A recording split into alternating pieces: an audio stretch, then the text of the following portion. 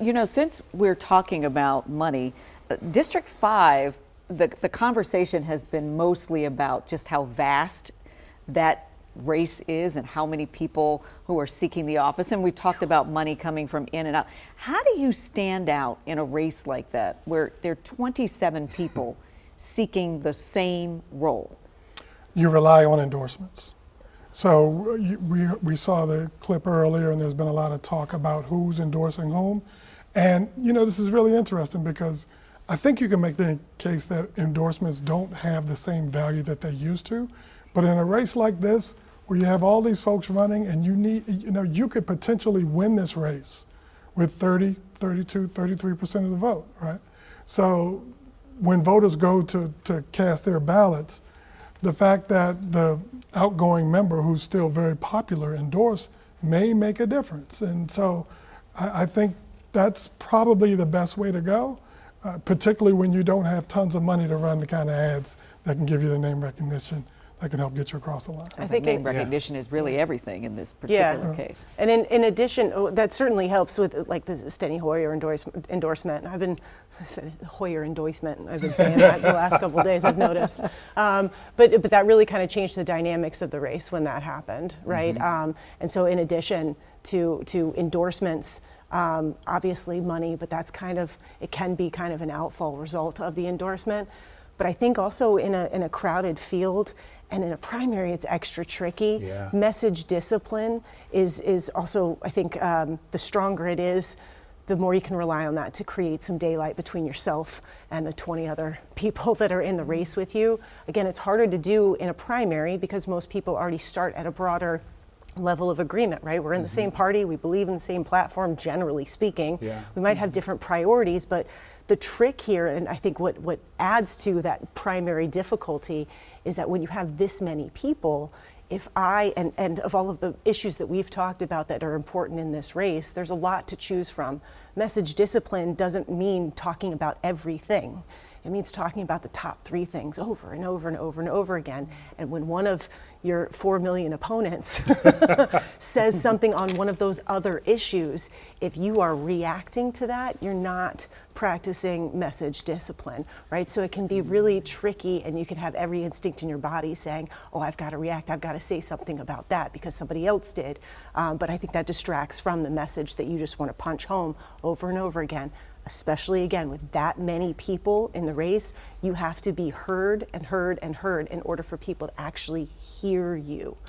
It's a repetition. Is this a race worth studying with 27 people running? I mean, can we think of a time when there have been this many people running for one office? I mean, of course, Steny Hoyer was in office for 45 years, so as you say, there's a lot of pent-up demand, right? There's pent-up ambition, right? Yeah. There are tons of people that have wanted to run, and the truth is, the winner of this seat, because of incumbency sort of strength, might be in the seat for a while. So I understand why you got, 75,000 people running for this race, right?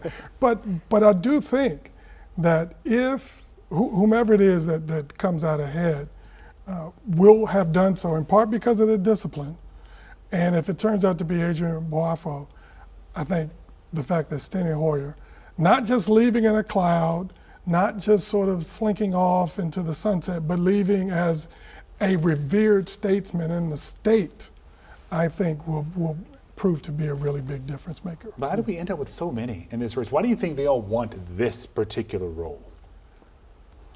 It's harder and harder to get elected to Congress these days. I mean, if you're looking at the money that's spent among the candidates we're discussing tonight, like I find myself kind of internally saying, oh, that person doesn't have that much of a shot. Too bad they didn't raise more than $500,000 to be competitive, right, in a congressional race. And the demographics, especially of Congressional District 5, which is going to go Democrat, right? Congressional District 6, there's a little bit of wiggle room in there, maybe for a Republican. I don't know if it's going to happen this fall, but this is your one shot, right? And this is a powerful seat considering the constituency that backs it, right? Heavily Democratic, reliable seat over time. So if you want any sort of influence, and you don't want to have to travel far to get there. I mean, it's PG County. We're right there. Yeah. So it's a a highly attainable kind of goal. I hear you talk about money. I hear you talk about power. Is anybody serving to help people? Oh gosh.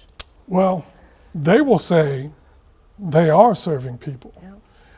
Which gets us to one of the issues I'd hope we'd be able to talk about, and that is, if you pay close attention to the ads and to the candidates, so many of them are talking about fighting Trump, taking on Trump, right?